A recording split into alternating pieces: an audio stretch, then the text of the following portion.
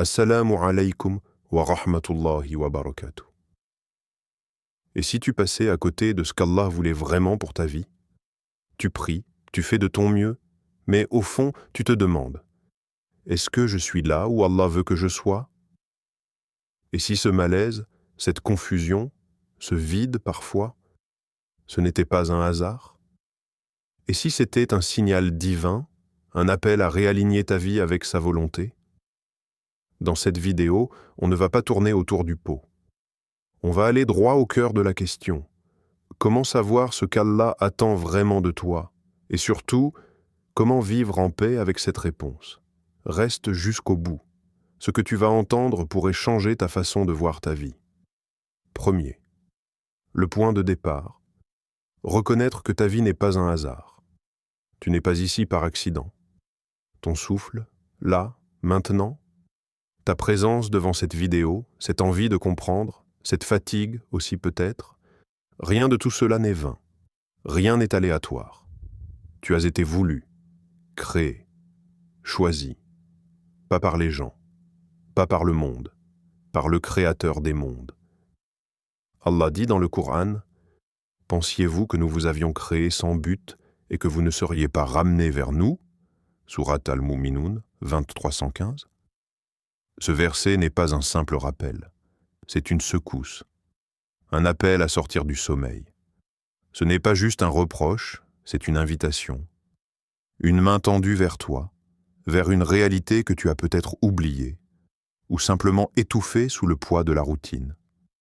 Combien de fois t'es-tu réveillé sans direction? Combien de fois t'es-tu demandé « Pourquoi est-ce que je fais tout ça ?»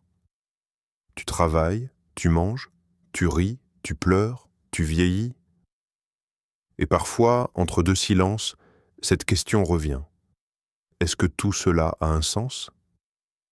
Est-ce que ma vie a une direction? Une mission? La vérité, c'est que tu as été envoyé sur cette terre avec une intention. Mais avant de vouloir savoir ce que Dieu veut pour toi, tu dois d'abord accepter qu'il veut quelque chose pour toi. Et ça, c'est un bouleversement. Car reconnaître que ta vie n'est pas un hasard, c'est reconnaître que tu es comptable de quelque chose. Ce n'est pas un poids, c'est une dignité. Allah ne crée rien sans raison.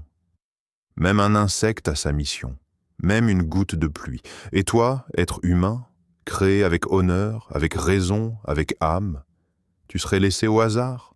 Impossible. Nous avons certes honoré les enfants d'Adam, Sourate Al-Isra 1770. Tu es porteur d'un dépôt, ta vie. Et ce dépôt, c'est un amana. Tu n'en es pas propriétaire, tu en es gardien.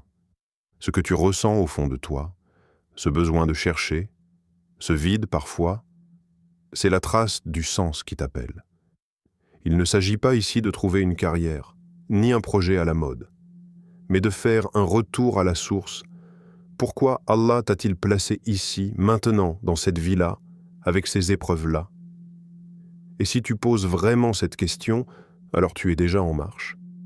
Tu es déjà sur la voie du sens. Reconnaître qu'il y a une volonté divine derrière ta création, c'est comme entendre, pour la première fois, un murmure dans ton âme. Tu n'as pas été oublié, tu n'as jamais été abandonné, tu as été voulu. La suite de ton chemin commence là. Et il n'y a rien de plus puissant que de marcher avec conscience que ta vie vient de lui et retourne à lui. 2. Écouter la parole d'Allah, le Coran comme boussole. Tu veux savoir ce qu'Allah veut pour ta vie? Tu veux connaître ta direction, ton but, ton chemin? Alors pourquoi commencer par chercher dans ce que les gens disent, au lieu d'écouter ce qu'Allah t'a déjà dit? Sérieusement. Est-ce que tu as déjà ouvert le Coran, non pas pour le lire, mais pour l'écouter? Pas juste pour faire ton isbé du jour, pas juste pour cocher une case, mais pour lire avec cette intention, « Ya Rab, parle-moi ». Parce que le Coran n'est pas un vieux livre sacré posé sur une étagère poussiéreuse. C'est une lettre personnelle d'Allah adressée à ton âme. Ce n'est pas un texte figé dans le 7e siècle. C'est le mode d'emploi de ta vie, descendu du ciel, et vivant aujourd'hui, maintenant. Ceci est un livre béni que nous avons fait descendre, Suivez-le donc et soyez pieux, afin de recevoir la miséricorde. Sourate Al-An'am, 655. Regarde bien ce verset, il ne te dit pas « lisez-le pour l'information », il dit « suivez-le ». Autrement dit, marche avec lui, vis selon lui. Ce n'est pas un manuel d'instruction, c'est une boussole. Alors pose-toi une vraie question maintenant. Quand t'es perdu, tu consultes quoi en premier? Google Questions marque tes amis, ton instinct? Et si tu commençais par ouvrir le livre d'Allah? Même au hasard, même sans comprendre tout, tu serais étonné de voir à quel point il sait exactement ce que tu traverses. Exemple. Tu passes par une période d'épreuve, rien ne marche. Tu te sens abandonné. Tu ouvres le Coran et tu lis. Ne pense pas qu'Allah est inattentif à ce que font les injustes. Sourate Ibrahim 1442. Ou encore, avec la difficulté vient certes la facilité. Sourate Ash-Shar 94, 6. Et là, tu te rends compte, ce n'est pas toi qui as choisi la page. C'est Allah qui t'a parlé à travers elle. Mais pour que le Coran te guide, il faut changer ton regard. Il ne suffit pas de le réciter, il faut le vivre, l'incarner, le questionner. Commence à lire le Coran en te demandant à chaque verset « Qu'est-ce qu'Allah veut me dire ici, maintenant, à travers cette parole ?» Lis le Coran avec ton cœur impliqué, pas seulement ta langue. Cherche dans ces versets une réponse à ta situation et surtout, relis encore et encore. Le Coran se dévoile à ceux qui insistent. Tu verras, à un moment, une phrase te frappera. Pas parce qu'elle est nouvelle, mais parce qu'elle t'aura trouvé. Et là, tu sauras. Ce n'est pas toi qui lisais le Coran, c'est lui qui était en train de te lire. Troisième, la prière, salat. Le lieu où tu le consultes réellement. Combien de fois as-tu prié sans vraiment parler à Allah? Tu fais les gestes, tu récites les sourates, tu plonges en soujous, mais ton cœur est-il là? Ou est-ce que, parfois, tu termines ta prière sans même te souvenir de ce que tu viens de dire? La salate, ce n'est pas juste un acte de culte, ce n'est pas un rendez-vous obligatoire qu'on coche 5 fois par jour. C'est un accès direct, une audience privée avec le roi des cieux et de la terre. Une fenêtre, 5 fois par jour, pour parler, demander, pleurer, consulter. Tu veux connaître la volonté d'Allah? Alors commence par transformer ta prière en lieu de dialogue, pas en simple habitude. Imagine une seconde. Tu es en pleine prosternation. Ton front est posé sur le sol, ton dos courbé, ton souffle ralenti, et tu chuchotes dans ton cœur « Ya Rab, je ne sais pas quoi faire. Montre-moi, guide-moi. Choisis pour moi ce que moi je ne peux pas choisir. » Ce moment-là, tu sais ce qu'il est? C'est le plus proche que tu peux être d'Allah dans toute ta existence. Le prophète a dit « Le moment où le serviteur est le plus proche de son Seigneur, c'est lorsqu'il est en prosternation. » Muslim. Alors pourquoi le vivre comme un automatisme? Pourquoi ne pas en faire un vrai moment de consultation divine? Même le prophète, le meilleur des hommes, celui qui était guidé par révélation, faisait salat al-istikhara, la prière de consultation, pour ses choix personnels. Oui, même lui. Et toi, moi, nous, on décide sur un coup de tête. On suit nos émotions. On se fie aux apparences. Oh Allah, si cette chose est un bien pour moi, dans ma religion, ma vie et ma fin, facilite-la pour moi.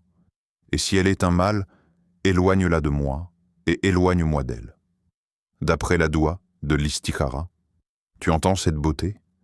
C'est plus qu'une prière. C'est une soumission consciente. Un aveu humble, je ne sais pas. Toi, tu sais. Et cette posture intérieure, ce cœur qui se livre, c'est ça que tu dois retrouver dans chaque prière.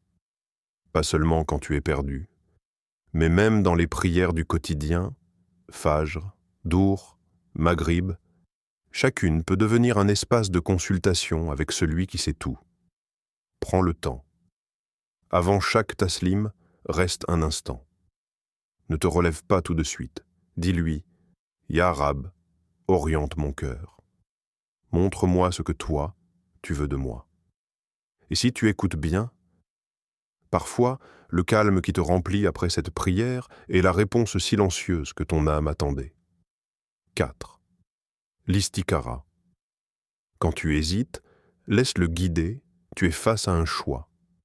Changer de ville, te marier, accepter une offre, lancer un projet. Tu fais tourner les arguments dans ta tête. Tu demandes à tes proches. Tu hésites. Mais à un moment, tu te rends compte que personne ne peut vraiment savoir ce qui est bon pour toi. Et c'est là que l'istikhara devient essentiel. Un outil? Non. Un cadeau. Un pont entre ton incertitude et la sagesse d'Allah. Le prophète n'a pas juste recommandé l'istikhara, il l'enseignait avec la même attention qu'il enseignait une sourate du Coran. Cela montre son importance et sa puissance. L'istikhara, c'est dire à Allah, je ne sais pas, mais toi, tu sais, montre-moi. Et tu sais ce qu'il y a de magnifique dans cette prière? C'est qu'Allah t'invite à participer à sa sagesse. Il aurait pu te guider sans que tu le demandes, mais il veut t'inclure, il veut que tu le consultes, que tu sois actif dans ta confiance. Alors, comment faire l'istikhara? Étape 1. Prépare ton cœur. Sois sincère, pose clairement ton choix dans ton esprit.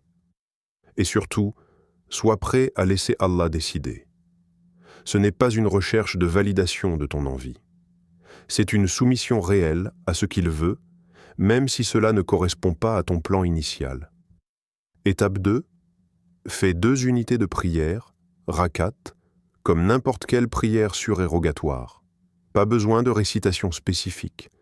Ce qui compte, c'est l'intention intérieure. Étape 3. Fais la dua d'istikhara dans ta langue si tu ne maîtrises pas l'arabe.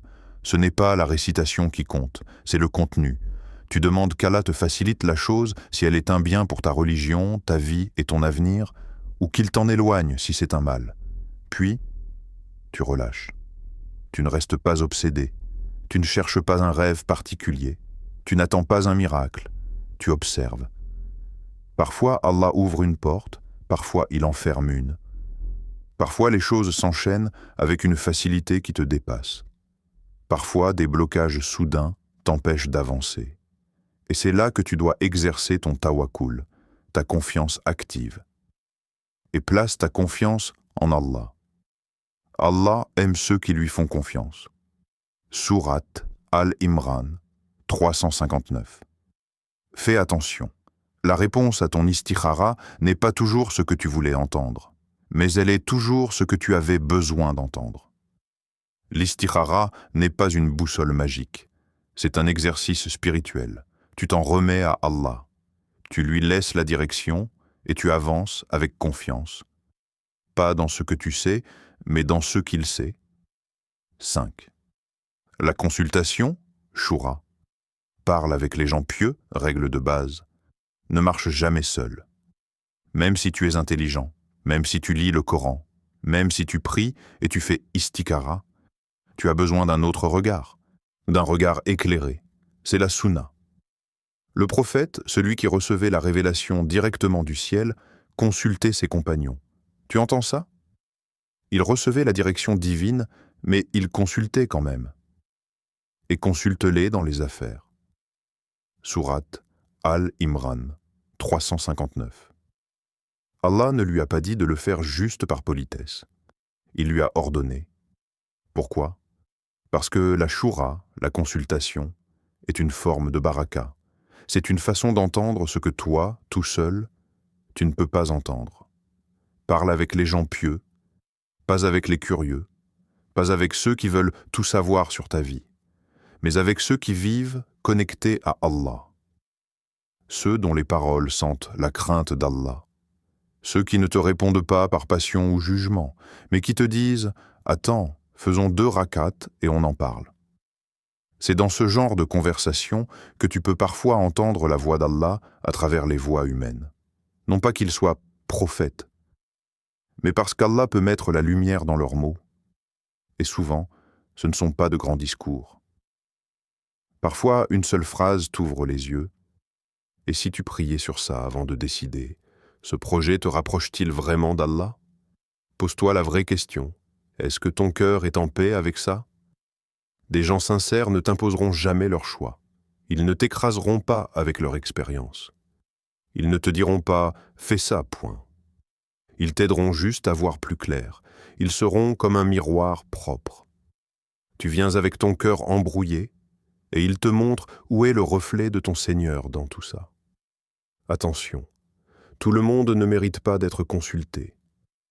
Évite les gens pleins d'ego, les gens pressés, les gens qui veulent contrôler. Entoure-toi de cœurs vivants, ceux qui parlent peu, mais pensent beaucoup, ceux qui font du silence un signe de sagesse, ceux qui te disent parfois « franchement, je ne sais pas, mais prions ensemble pour qu'Allah nous éclaire ». Et tu verras, ce genre de choura peut être un tournant, pas parce que la personne a trouvé la solution, mais parce qu'à travers elle, Allah t'a parlé différemment. 6. Les signes dans ta vie. Apprends à lire ce qu'Allah t'envoie. Et si tu apprenais à voir avec les yeux du cœur, pas avec les yeux pressés, pas avec ceux qui regardent sans attention, mais avec ce regard intérieur qui voit au-delà des apparences, un obstacle, et si c'était une protection, un retard, et si c'était un test de patience, une opportunité inattendue, et si c'était un cadeau déguisé, ou peut-être un piège camouflé par le dunya. Tu vois, Allah parle tout le temps, mais pas toujours avec des mots. Parfois, il t'envoie des signes, des événements, des rencontres, des détours, des choses que tu appelles coïncidences, alors qu'elles sont des réponses. Nous leur montrerons nos signes dans l'horizon et en eux-mêmes jusqu'à ce qu'il leur devienne évident que c'est la vérité. Sourate, Fussilat, 41-53. Quand quelque chose bloque, ce n'est pas toujours un non. Parfois, c'est un pas maintenant. Parfois, c'est un « je t'ai réservé mieux ». Mais pour le comprendre, il faut ralentir. Arrête-toi. Regarde ta vie comme un puzzle. Essaie de repérer les morceaux que tu n'avais pas remarqués. Cette amitié qui est arrivée au moment où tu perdais espoir. Cette perte qui, des mois plus tard, a ouvert une porte que tu n'aurais jamais osé pousser. Ce refus qui, en réalité, t'a sauvé de quelque chose que tu ne vois qu'aujourd'hui. Rien n'est aléatoire. Ce que tu appelles hasard est parfois une trace d'Allah, mais tu ne peux pas les voir si tu ne prends pas le temps de les lire. Lis ta vie comme un verset, regarde-la comme une sourate révélée rien que pour toi. Il y a des signes dans tes douleurs, des rappels dans tes silences, des réponses dans tes détours. Regarde le prophète Youssouf alayhi salam, trahi, jeté dans un puits, emprisonné injustement, mais chaque épreuve était une marche, chaque chute une montée, rien n'était accidentel, tout était guidé, et toi, ta vie aussi a un fil que tu ne peux suivre qu'en ouvrant ton cœur. Tu veux connaître la volonté d'Allah? Alors sois attentif aux petits changements, sois curieux face au retard, sois reconnaissant même quand tu ne comprends pas. Parce que parfois, ce que tu vis aujourd'hui, c'est la réponse que tu as demandée hier. Allah ne t'abandonne jamais dans l'ambiguïté. C'est juste que ces réponses parlent une autre langue. Pas le langage du bruit, mais celui du signe. 7. Ton cœur. Si tu es sincère, Allah te guidera à coup sûr. Tu sais, il y a un endroit en toi que personne ne voit, un lieu silencieux, intime, sacré. Cet endroit, c'est ton cœur, pas le cœur biologique, le vrai cœur. Celui qui aime Allah, qui le cherche, qui l'appelle parfois en pleurant, parfois en silence, parfois en secret. Et ce cœur-là, s'il est sincère, Allah ne l'abandonne jamais. Quant à ceux qui luttent pour notre cause, nous les guiderons certes sur nos sentiers. Sourate Al-Ankabut 29-69. Tu entends cette promesse? Pas une possibilité, pas un peut-être, un certes, une garantie divine. Nous les guiderons certes. Mais attention, ce n'est pas la perfection qu'Allah attend, pas la maîtrise totale, pas l'érudition, pas même que tu sois toujours sûr de toi. Ce qu'il attend, c'est une chose, la sincérité. Si ton intention est pure, si tu veux vraiment plaire à Allah, si tu cherches sa volonté avec un cœur humble et honnête, alors il te prendra par la main, doucement, et il te guidera. Tu tomberas peut-être, oui, tu douteras parfois. Mais à chaque chute, il plantera un signe. À chaque détour, il placera une lumière. Le cœur sincère, c'est comme une boussole spirituelle. Même s'il tremble un peu, il reste orienté vers le nord divin. Et parfois, Allah retarde sa réponse. Non pas parce que tu n'es pas digne, mais parce qu'il veut que ton cœur grandisse un peu plus, qu'il s'attache à lui, pas seulement à la réponse. Et tu sais ce qui est magnifique, c'est que même si tu te sens perdu, même si tu n'as pas toutes les clés, même si tu doutes, ta sincérité continue de parler pour toi. Elle monte vers Allah, elle frappe à la porte du ciel, et cette porte finit toujours par s'ouvrir. Alors, ne doute jamais de ta sincérité. Ne pense jamais que tu n'es pas assez bien pour être guidé. Le cœur pur n'est pas un cœur parfait. C'est un cœur qui revient encore et encore malgré ses failles. Ce n'est pas celui qui ne tombe jamais, c'est celui qui revient à Allah à chaque fois. Et si tu gardes ce cœur vivant, ce cœur vrai, alors peu importe le chemin, tu finiras par arriver là où Allah veut que tu sois. Tu sais maintenant que connaître la volonté d'Allah pour ta vie, ce n'est pas un mystère réservé aux gens spéciaux. C'est une quête que tout croyant sincère peut entreprendre. Et tu as aujourd'hui les clés, le Coran, la prière, l'istikhara, la consultation, l'observation des signes, et ton cœur purifié. Ne laisse pas ce message s'éteindre une fois la vidéo terminée. Prends un moment, dès maintenant. Fais une prière sincère. Parle à Allah. Commence ce voyage. Et si ce contenu t'a apporté un éclairage, partage-le. Tu ne sais pas qui pourrait en avoir besoin aujourd'hui. Abonne-toi, active la cloche et rejoins cette communauté de ceux qui cherchent la guidance d'Allah, pas celle du monde. Qu'Allah éclaire ton chemin. Wa assalamu alaykum wa rahmatullahi wa barakatuh.